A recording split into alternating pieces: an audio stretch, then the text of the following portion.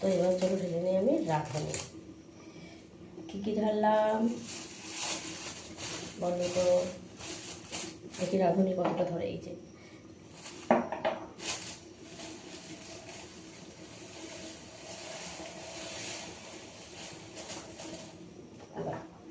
রাঁধুনি পুরোটা ঢালা গেছে।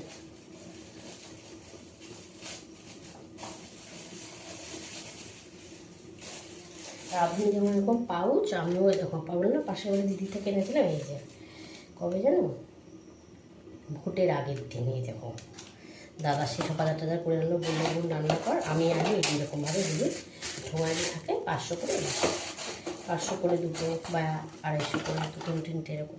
এগুলো অনেক দিন আগে আনা, অনেক দিন, মানে কতদিন আমার নিজেরই মনে নেই। দেখো রাঁধুনিটাও বেশ সুন্দর হয়ে গেছে। ঝিঙে আলু দিয়ে যখন জ্যান্ত মাছের পাতলা ঝোল করি তখন একটু রাঁধুনি দিলে ভালো লাগে। এই যে রাঁধুনি প্রথম কিনলাম, আমার সংসার জীবনে প্রথম রাঁধুনি।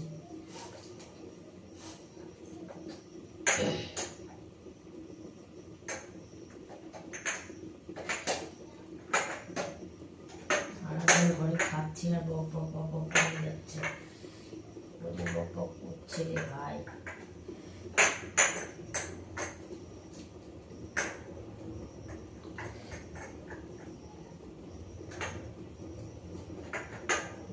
বক কিন্তু হচ্ছে, মারাত্মক মাত্রায় বক হচ্ছে।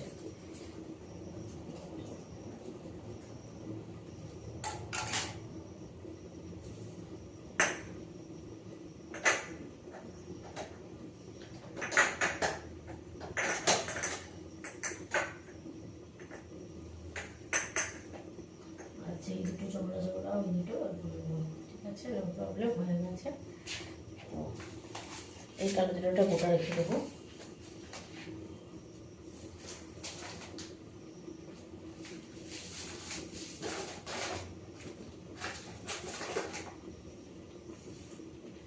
আচ্ছা এই যে পোস্ত, মধু, সরি জেলি, কিষানের জেলি কোটোতে